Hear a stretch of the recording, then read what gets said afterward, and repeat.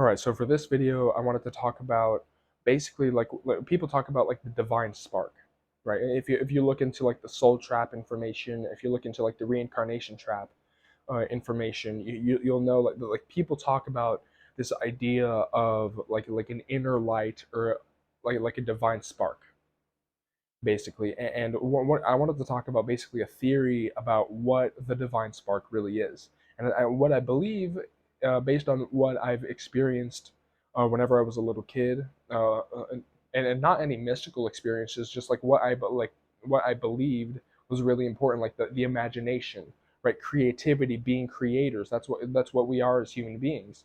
Right, and so what I believe the divine spark is that it's almost like a Green Lantern ring, right? If you know Green Lantern, he can like create things from his imagination with willpower, right? I believe that that's what the divine spark is. That's what like the heart energy, the heart vortex, heart chakra energy is that it's essentially the human imagination. It's the human will. It's the like what the Gnostics would call intentionality, our ability to will things, to create things, to affect change from inside, right? And it's interesting that like Green Lantern is green in color, and like green is like the heart chakra, right? And the heart chakra is like at the center of the seven chakra system, and so it's literally the core of your being, right? It's your People talk about your essence, right? The divine spark. I believe that this essence is almost like, okay, like what is it? Is it some arbitrary energy? But like what is its function? What does it do? What is it necessarily? And first of all, I believe that it's what we are. It's literally just our being.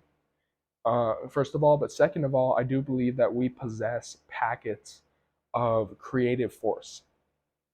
That whenever an artist creates art, whenever a musician creates music, whenever an engineer invents something, whenever an architect designs a building, that the divine spark is what allows us to do that. And this is something that if you look at like the archons and the demonic entities, you'll notice that, like, first of all, like when people encounter them, they feel very machine-like.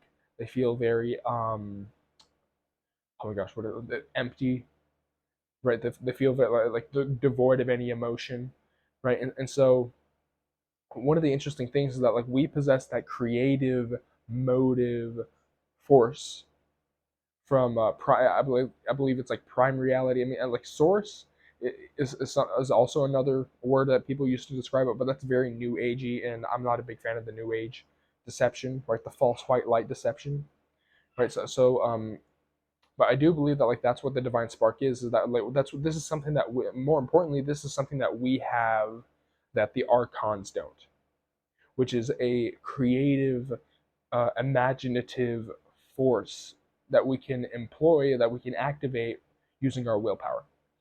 And that is what separates us from these demonic entities, from these archons, and maybe these entities are even jealous of our capability of doing that, of our ability to create things, to have that creative life force inside of us that we have, something that they don't. And I do believe, and what it really reminds me of is, and I've talked about this in other videos, but it sort of reminds me of also like the Lego Movie, right, where they have like the master builders and they can create things with their imagination, with their willpower, and it's like I see everything, right? It's very much like that, where I do believe that is the function of a divine spark, is basically just like it's like Green Lantern, like using our will to create things with our imagination. It's like all of that, and it's who we are. It's our essence. It's like all of that wrapped into like one energy that we can use. It's a uniform energy, right? And this is something that I've sort of been wanting to talk about for a long time, and I do believe that it is important that we familiarize ourselves with the divine spark and what it really is. And like in other videos, I've talked about like how do you tap into this divine spark, or how do you tap into like the essence, the intuition, or like the intuition that comes from it. There you go. That's another thing, is that if you want to backtrack, like where does your sense of good and evil come from?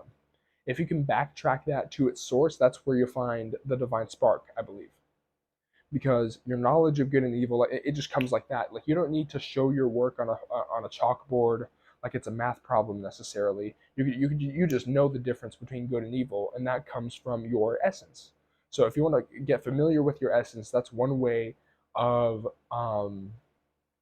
familiarizing yourself with your essence. Getting in tune with that intuition is being able to essentially backtrace, where does my sense of good and evil come from? Where does that energy come from? And it comes from that divine spark. Where does my imagination come from?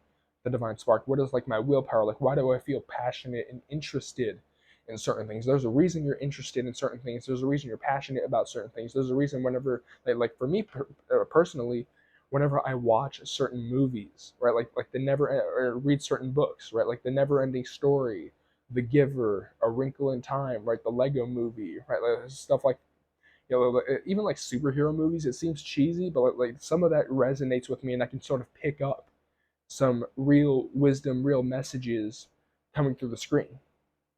And I've been able to listen to that because listening to the imagination, to the willpower, to the passion, to the sense of good and evil, and I do believe that this is also related to the inner child, right? Being able to reconnect with the inner child, with like the inner sort of self, the pure self, is going to be really important. Sort of as we sort of dismantle the soul trap, which I believe it's going to happen. I'm not going to necessarily hold my breath, but I mean, I believe that people are starting to wake up, and that obviously this matrix makes things look worse than it really is. I mean, this matrix obviously wants to make everyone miserable, and things are really bad on this earth. But I do believe that a lot of people are waking up to how much this earth sucks. I believe that a lot of people are sort of saying, I don't want to be here anymore. And a lot of people are learning about this soul trap information.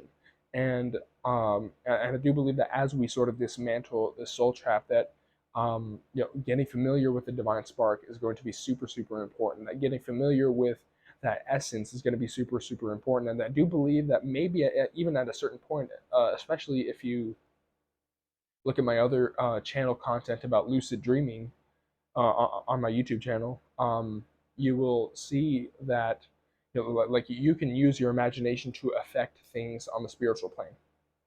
That you can use your imagination to create things, and that I believe that comes from the divine spark. It's almost like it's like we have a superpower or something, a fundamental creative life force that allows us to create things from our mind.